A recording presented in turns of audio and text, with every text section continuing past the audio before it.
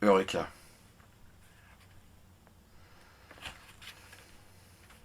La connaissance. Eureka, tel est le cri que l'on attribue à Archimède lorsqu'il découvrit son principe fondamental de physique hydraulique. Eureka en grec signifie j'ai trouvé. Mais on assimile à cette exclamation la joie de la découverte.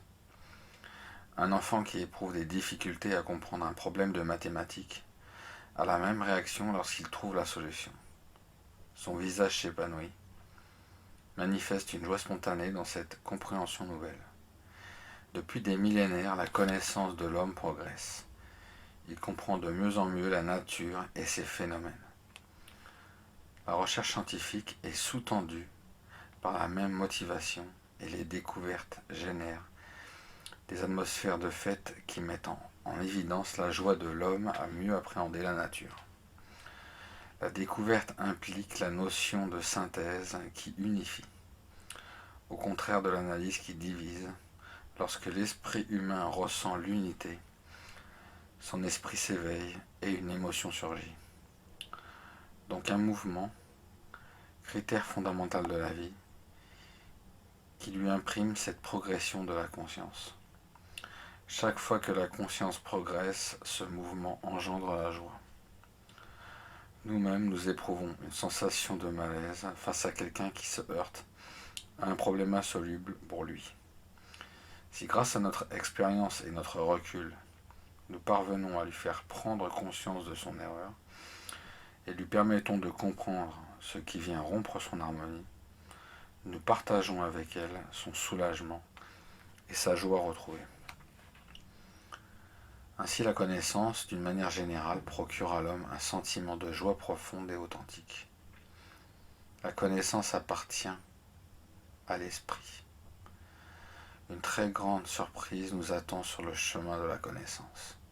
C'est le sentiment de simplicité éprouvé dès que notre conscience découvre, dans une synthèse, les liens qui unissent les différents éléments qui participent au phénomène que nous étudions. Quel que soit le domaine de la recherche, la connaissance aboutit toujours à un immense sentiment de simplicité. Tant que l'homme n'a pas atteint la connaissance qui est l'aboutissement de sa recherche, il considère les événements qu'il examine comme compliqués. Nous trouvons compliqué ce que nous ne comprenons pas de manière synthétique.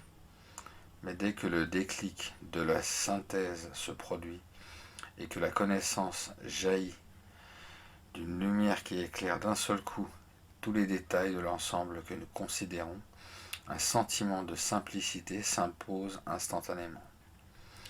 Et cela même si l'objet de notre étude est très complexe, car la simplicité n'exclut nullement la complexité. Souvenons-nous du brin d'herbe dans l'exercice de l'intelligence de la vie.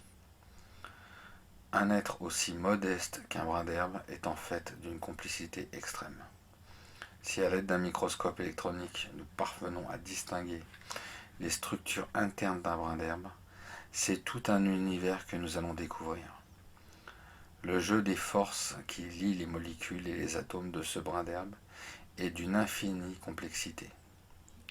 Mais le regard que nous portons sur ce brin d'herbe en découvrant l'intelligence de la nature qu'il représentait, laissait en nous une impression d'extrême simplicité. Il en sera de même lorsque l'objet de notre recherche portera sur la nature tout entière. Au fur et à mesure que notre conscience pénétrera les phénomènes que nous prendrons en considération, un immense sentiment de simplicité s'installera au plus profond de nous-mêmes. L'esprit humain est capable d'envisager l'ensemble de tous les phénomènes de la nature et de la vie dans une synthèse globale qui débouche sur un émerveillement extrême dont le caractère est la simplicité dans l'unité. L'esprit de l'homme est capable de comprendre l'univers dans lequel il vit. Il est capable de percevoir le lien qui unit toutes les choses de l'existence. Lorsque l'esprit se libère du mental, dont la fonction analytique est de diviser l'objet qu'il étudie, c'est le contraire de la complication qui jaillit dans l'aboutissement inoubliable et indicible. Tout est unifié et tout est immensément simple dans l'infinité complexité de l'univers. Cette expérience est celle de l'éveil. Lorsque l'homme parvient à utiliser simultanément l'ensemble de ses facultés, il obtient instantanément la vision synthétique du fonctionnement de l'univers et de son propre fonctionnement.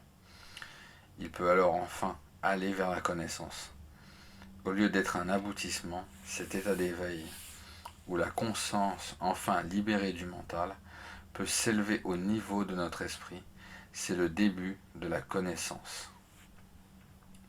L'homme peut alors commencer à visiter le monde dans lequel il vit. Il éprouve la même impression qu'une personne myope qui recouvrirait subitement une vision normale. En état ordinaire, dans sa myopie, l'homme ne peut que discerner et examiner séparément les parties du tout. En état normal, l'homme embrasse globalement et simultanément tous les objets qui composent l'univers et comprend les liens qui les unissent. Il n'y a plus de hasard, tout est lié. La notion de hasard que nous utilisons pour colmater les brèches que notre mental ne pouvait expliquer de manière satisfaisante révèle ce qui lie les événements, les circonstances de notre vie. Le hasard est la manifestation de l'esprit. Ce que nous appelons hasard est l'esprit en dehors de nous. C'était écrit, disaient les musulmans en toute humilité. Récapitulation. Lorsque l'on découvre soudainement la solution d'un problème, lorsque l'on comprend une émotion joyeuse surgit spontanément en nous. Cette joie est une émanation de notre esprit. Toutes les recherches qu'entreprend l'homme pour mieux connaître la nature sont sous-tendues par la motivation de cette joie que nous éprouvons à découvrir. La connaissance appartient à l'esprit. La connaissance est toujours synthétique et débouche sur un sentiment de simplicité dans l'unité retrouvée. La simplicité n'exclut nullement la complexité. L'esprit de l'homme est capable, lorsque notre conscience se libère du mental et s'établit au niveau de notre esprit, de saisir l'ensemble de l'unité de l'univers. Nous découvrons alors, dans un éblouissement, la simplicité et l'unité dans la complexité infinie de l'univers dont nous faisons partie. Cette étape de l'éveil de notre conscience au niveau de l'esprit n'est pas un aboutissement, mais le début de la vie en état normal. À partir de cette transformation, nous pourrons commencer à visiter le monde. À l'état normal, l'homme peut comprendre les liens qui unissent les circonstances de sa vie et la notion de hasard disparaît. L'homme peut alors contempler l'esprit en dehors de lui. Son esprit peut rencontrer l'esprit.